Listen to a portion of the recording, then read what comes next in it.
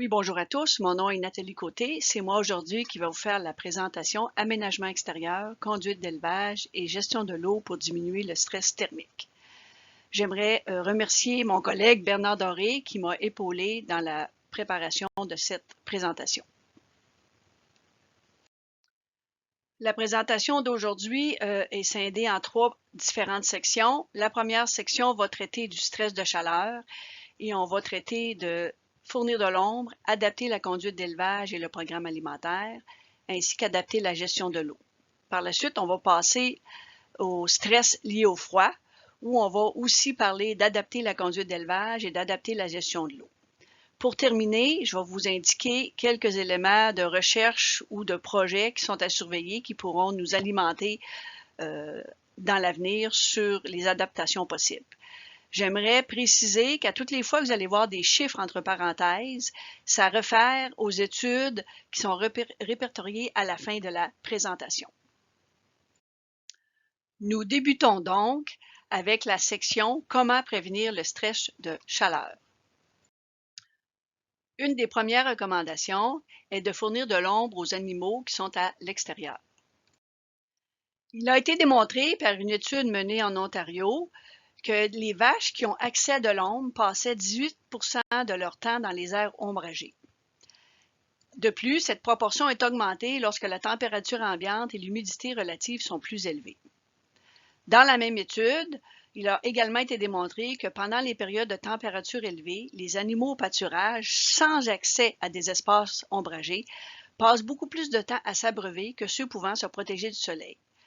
Cependant, on a aussi noté que ça n'avait aucun effet toutefois sur le temps qui était passé à paître par les animaux. Une étude réalisée au Québec en production laitière où une ombrière a été installée au pâturage a été réalisée. Et les observations démontrent que lors de périodes très chaudes de la journée, les vaches qui n'avaient pas accès à l'ombrière étaient observées jusqu'à 6,4 fois plus souvent à l'abreuvoir. D'un autre côté, les vaches qui avaient accès à l'ombrière, quant à elles, ont été observées à brouter ou en position couchée 1,5 et 1,8 fois plus souvent respectivement.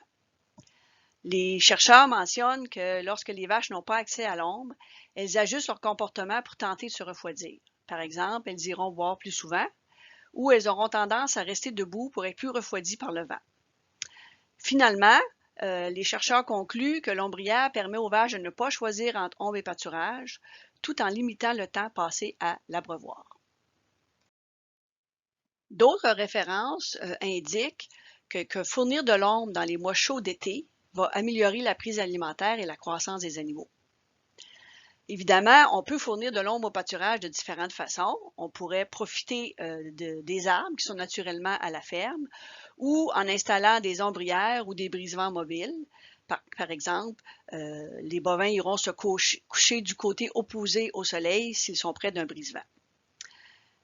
Un autre élément aussi à tenir en compte, c'est que si on maintient un couvert végétal très dense au pâturage, ceci va maximiser la photosynthèse, va diminuer l'évaporation et l'assèchement du sol et probablement que la température au sol va être plus fraîche pour les animaux. Alors, vous voyez ici des animaux qui sont au pâturage et qui profitent de l'ombre fournie par les arbres. Alors, je vous invite à consulter le module ou la fiche technique qui traite des avantages des arbres face au changement climatique pour en savoir plus sur la plantation d'arbres. Bon, sur cette diapo, vous voyez différentes installations d'ombrières qui ont été prises là, sur les différentes publications Facebook de producteurs bovins au Québec. Alors, vous voyez qu'il y a différentes méthodes de le faire. On peut acheter des kits tout faits ou on peut se le faire soi-même. On va maintenant passer à la deuxième section de l'adaptation du stress lié à la chaleur et on va discuter de adapter la conduite d'élevage. En termes d'alimentation, il est recommandé de surveiller la valeur énergétique de l'alimentation pour éviter les désordres alimentaires comme l'acidose. On recommande aussi d'ajuster la concentration de la ration pour compenser la réduction d'ingestion en période de canicule. Évidemment, pour les animaux qui sont en bâtiment, l'amélioration de l'air ambiant va effectivement améliorer le confort des animaux. Quand il fait très chaud, aussi, c'est recommandé de limiter l'exercice et la manipulation des animaux. Pour avoir plus de détails sur ces différentes recommandations, je vous invite à consulter les supports réduction du stress thermique par l'alimentation et le support stratégie et équipement pour limiter les impacts. Pour terminer avec le stress lié à la chaleur, on va discuter de l'adaptation de la gestion de l'eau. Il est toujours nécessaire de fournir de l'eau en quantité suffisante à nos animaux. Et dans les différentes références, il nous parle de distance optimale des abreuvoirs dans les pâturages afin que l'eau demeure accessible. On y indique qu'à moins de 200 mètres, les vaches s'abreuvent par petits groupes, alors qu'à plus de 200 mètres, le troupeau va se déplacer massivement pour aller boire. Pour les gens qui transportent de l'eau pour leurs animaux, quand on est en période de canicule, ça peut s'avérer insuffisant pour combler les besoins augmentés en eau pour les animaux. Si on va du côté du bouvillon d'engraissement, évidemment, on veut que les animaux aient accès en tout temps à une provision d'eau suffisante. Pour les bouvillons finis, on doit prévoir jusqu'à 76 litres d'eau par tête par jour. En temps normal, on considère qu'une surface de 0,4 m² pour 100 têtes est suffisante. Mais par temps très chaud et humide, la demande quotidienne en eau peut doubler. Alors, il faudrait peut-être regarder nos animaux. Et si on voit que ceux-ci ont tendance à s'entasser autour des sources d'eau, il serait peut-être bon d'envisager de mettre des réservoirs supplémentaires à leur disposition dans les enclos. Alors ici, je vous présente un tableau qui est tiré de la présentation de M. Bernard Doré qui a été réalisé le 11 janvier 2022. Alors le tableau nous indique différentes catégories d'animaux dans la colonne de gauche et dans les colonnes subséquentes, selon la température, on indique dans chacune des cases la consommation d'eau en litres. Alors on peut s'apercevoir facilement qu'à mesure que la température augmente, la consommation d'eau va beaucoup augmenter. Par exemple, pour un veau d'embauche et des génisses qui ont de 2 à 6 mois, à 4 degrés, on parle d'une consommation de 20,1 litres d'eau, alors que si on est à 32 degrés,2, on parle plutôt d'une consommation de 48,1 litres.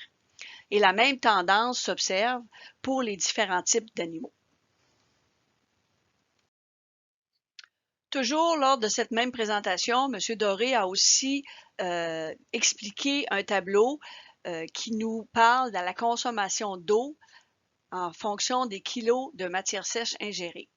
Alors, vous voyez à gauche que la consommation d'eau, quand il fait très froid, est plus faible, de 2 à 3 litres, alors que quand il fait très chaud, de 25 à 30 degrés Celsius, elle va être de 4 à 10 litres. Alors, on verra un petit peu plus loin que la note hausse de 50 à 100% après un réchauffement de température là, est expliquée un petit peu plus loin. Quand la température froide cesse et augmente, les animaux vont boire un peu plus par la suite.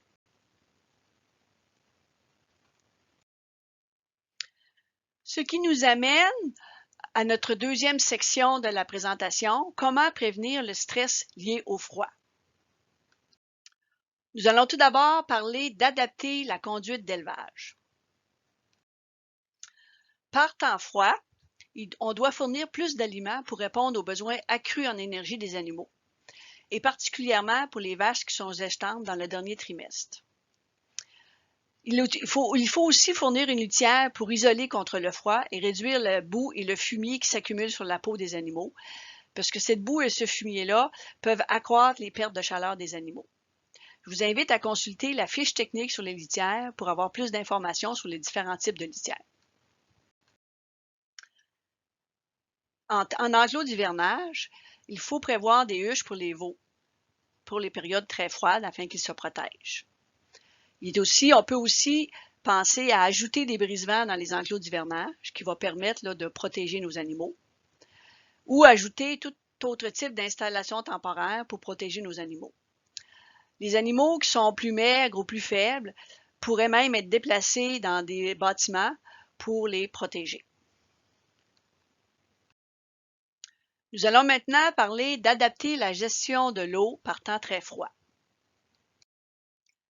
Par temps très froid, il faut quand même fournir de l'eau en quantité suffisante. Et on le sait que les bovins ont tendance à réduire leur consommation d'eau quand il fait froid. Par exemple, il a été observé que des vaches terriers s'abreuveront seulement 1 ou 2 fois par jour. Il y a même des gens qui disent que pour favoriser l'hydratation des animaux, on peut même avoir un système solaire qui peut être envisagé pour fournir de l'eau par temps très froid. Pour s'assurer que l'eau est accessible aux animaux, il est possible d'ajouter un brisement pour protéger l'abreuvoir contre le gel. On peut aussi recourir à l'installation d'abreuvoirs chauffants. Alors souvent, ces abreuvoirs-là ont un accès direct à l'eau du bassin. Il y a l'installation d'un élément électrique qui peut même tempérer l'eau. C'est sûr qu'un système de ce type-là va consommer plus d'énergie que d'autres systèmes. C'est quand même un système où les veaux peuvent facilement s'abreuver. Il faut faire attention dans notre installation électrique aux tensions parasites, mais on peut aussi prévoir un chauffage de ces abreuvoirs-là au propane. Et vous voyez là sur la photo à droite une installation avec chauffage au propane. On peut aussi envisager l'installation d'abreuvoirs isolés qui sont non chauffants. Ce type d'abreuvoir, tel que montré dans le schéma à droite, est généralement plus élevé en coût d'achat qu'un abreuvoir chauffant. Toutefois, il s'avère avantageux, surtout lorsque l'abreuvoir est situé loin de l'entrée électrique de la ferme, par exemple en enclos d'hivernage. Il faut prévoir un entretien fréquent pour enlever la glace qui pourrait se former au-dessus des ballons ou des trappes. On remarque que l'abreuvement peut être un petit peu plus difficile pour les veaux qui ont plus de difficultés à pousser le ballon ou la trappe, surtout si c'est gelé. Il est aussi recommandé de recouvrir de panneaux isolants la conduite d'eau pour s'assurer qu'il n'y ait pas de gel. Un autre type d'abreuvoir qui peut aussi être installé, c'est un abreuvoir avec pompe automatique. Dans le schéma que vous voyez ici, celui-ci est muni d'un panneau solaire. Alors, c'est sûr que ça devient un système d'approvisionnement en eau qui est complètement autonome. L'énergie solaire ou même éolienne pourrait être utilisée pour recharger les batteries qui vont actionner la pompe. Alors, la pompe fonctionne avec une réserve d'eau qui est à l'abri du gel. Alors, c'est un puits de surface ou c'est une prise d'eau qui est sous la ligne de gel dans un cours d'eau. Alors, l'eau n'est jamais gelée. Il y a certaines pompes qui sont installées avec un détecteur de mouvement qui remplit le bol d'eau lorsque l'animal s'approche. Et quand il reste de l'eau dans le bol, celle-ci se draine par un trou au fond du bol et retourne là en dessous de la ligne de gel. Évidemment, ce genre de système a un coût d'achat élevé. Il y a des composantes électroniques aussi qui peuvent être plus fragiles, mais ça demeure un système qui est quand même facile et accessible pour les veaux. Un autre système qui peut être utile pendant l'hiver, c'est une pompe à nez qui est à l'épreuve du gel.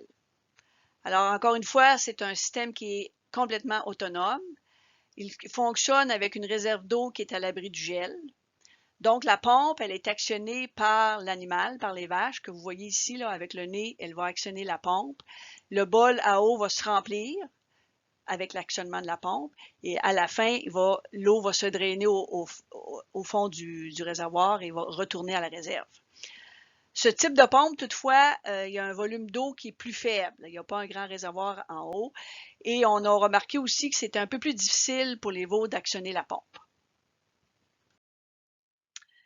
Ici, on a une photo d'un abreuvoir de type thermosync.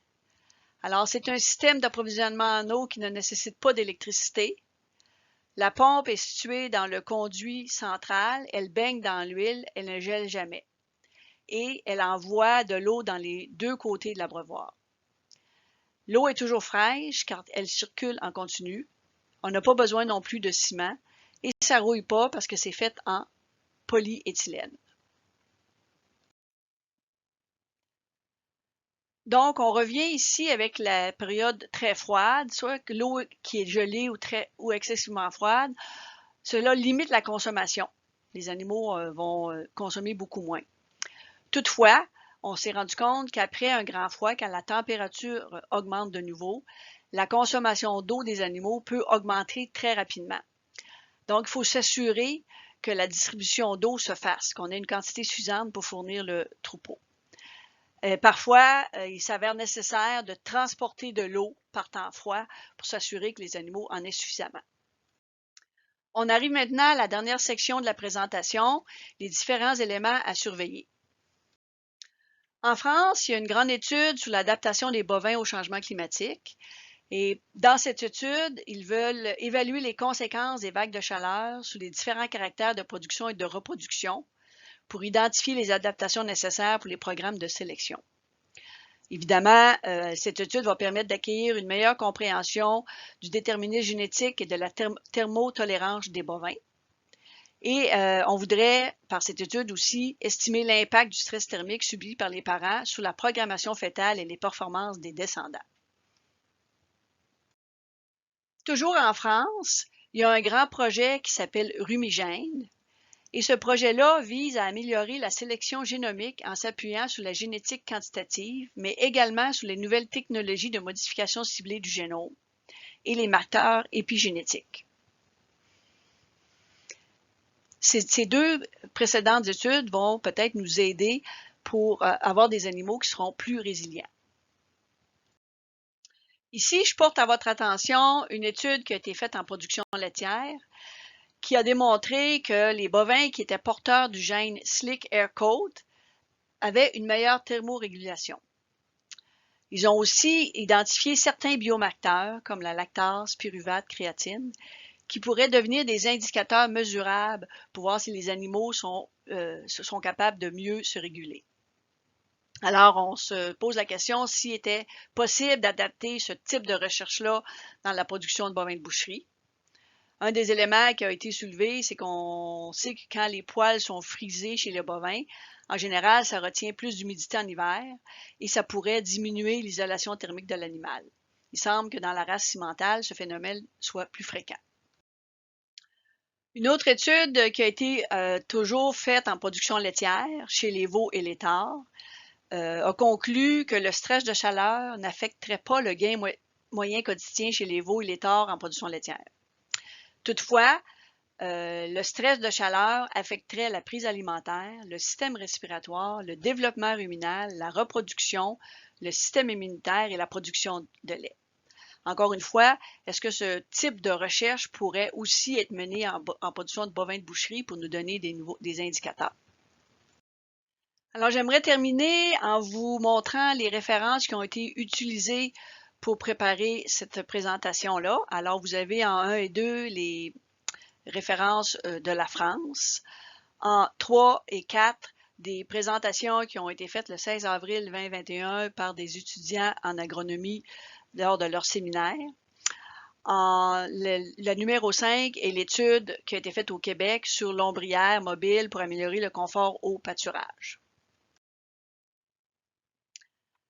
Le numéro 6, c'est une étude qui a été publiée dans le journal Professional Animal Scientist et qui portait sur l'interaction de l'ombre et la gestion de l'alimentation dans les parcs d'engraissement. En numéro 7, c'est la référence, c'est le webinaire qui a été fait le 26 novembre 2018 par Mme Ouellette, M. Beauchamp et M. Alexandre sur comment s'adapter au changement climatique. L'autre référence qui a été consultée, la numéro 8, c'est le code de pratique pour le soin et la manipulation des bovins de boucherie. On a aussi consulté une publication qui vient du Dakota du Nord sur le stress dans les opérations de bovins. On a consulté une référence du ministère de l'Agriculture de l'Ontario qui nous donnait des indications sur comment combattre le stress dû à la chaleur chez les bovins gras. En 11, une référence qui vient du ministère de l'Agriculture, des Pêcheries et de l'Alimentation du Québec. Et en 12, c'est la revue scientifique qui a mené à l'élaboration du code de pratique sur la manipulation des bovins de boucherie. Alors, il y avait des éléments spécifiques au stress dû à la chaleur et au stress dû au froid. En 13, vous voyez le lien qui mène à la conférence de M. Bernard Doré le 11 janvier 2022. En 14, c'est le guide des aménagements alternatifs en production bovine. Il y a une nouvelle version qui est en révision qui sera publiée en 2022 qui va comprendre beaucoup de notions sur les équipements à inclure dans les enclos. On a aussi consulté une fiche technique sur le stress dû au froid chez les vaches qui provient du ministère de l'Agriculture de l'Ontario, ainsi qu'un article qui vient du magazine beefproducer.ca sur les vaches et la période froide. Finalement, on a une référence, encore une fois, d'un magazine sur les besoins en eau pour le pâturage d'hiver, certains éléments sur la nutrition en 18, en 19, certains impacts du stress thermique sur la production et la qualité des embryons des génisses Holstein. C'est une thèse d'une école vétérinaire. Et finalement, un document qui était sur AgriRéseau, publié par M. Robert Paquin en mai 1999. C'est maintenant terminé. Je vous remercie d'avoir suivi cette formation.